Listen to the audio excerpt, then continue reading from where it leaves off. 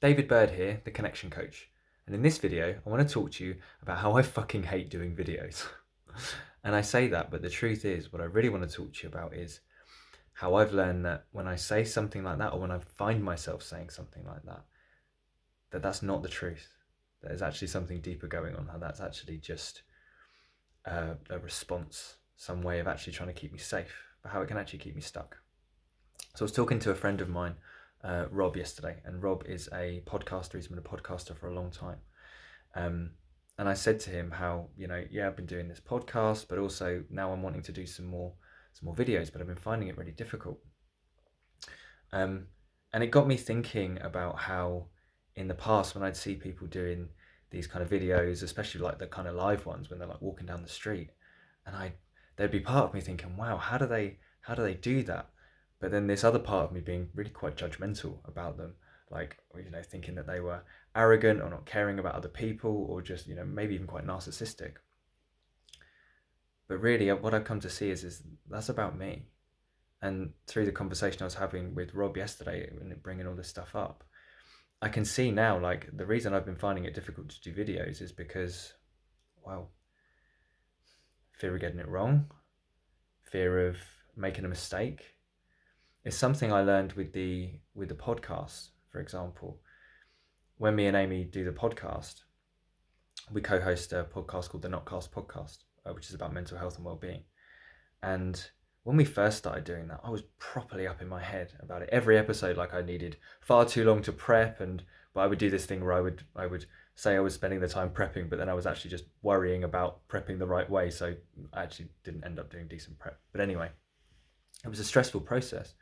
But it was because I was worried, shit, when that record button goes on, what if I fuck it up? What if I look stupid? What if I say something that's not right and that I don't mean?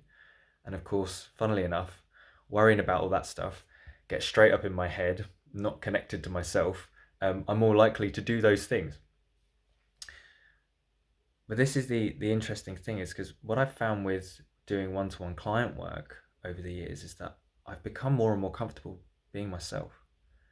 And when I do, when I work with one-to-one clients, there's a bit of a joke I have with them now, because we'll be talking about something, and then somehow I'll find my mind going off on a certain tangent, and in my mind it's very relevant to the point. It's like made a link with something, but sometimes I kind of get lost, and then I'll finish this point halfway through it, and then I'm like, why was I talking about this? Lost my train of thought.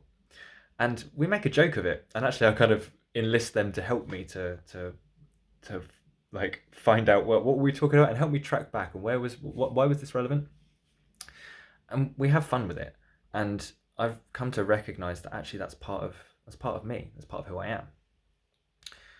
However, when it comes to doing something like this, that stuff comes up again. Something in me says, that's not okay, I need to get this right. Like, I can't trust myself to do it.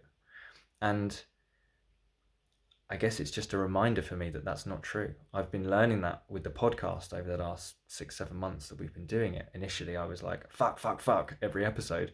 And now it's fewer fucks every episode. And I'm actually finding myself needing less time to prep it, because I'm kind of letting go to that, I guess that inner wisdom, that trust in myself, that deeper part of myself that kind of knows how to do it. I mean, don't get me wrong, I still need to show up and prep, because if I don't prep at all, especially if it's a subject that haven't spent a lot of time thinking about recently, I can be like, yeah, no idea. So the prep's always important, but I guess it's the energy from where we're coming from. And so I've seen that more deeply with these videos. I wanted to do some videos, and I found the one that I posted about why I'm the connection coach. It took me about, I don't know, far too many takes to get it right.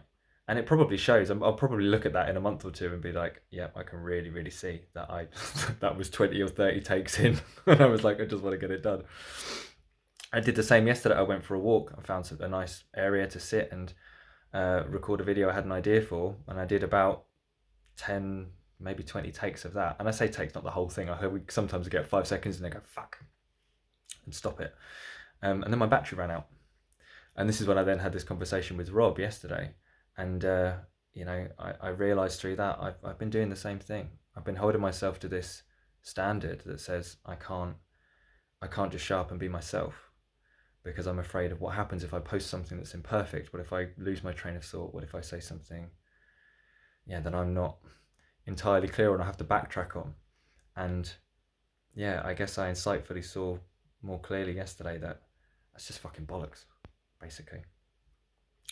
So, is this something you struggle with?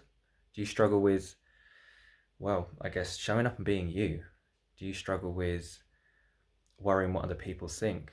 Do you struggle with putting yourself out there? Do you struggle with worrying that you're going to say the wrong thing and then that you're not going to be able to get it back, that you're going to be judged?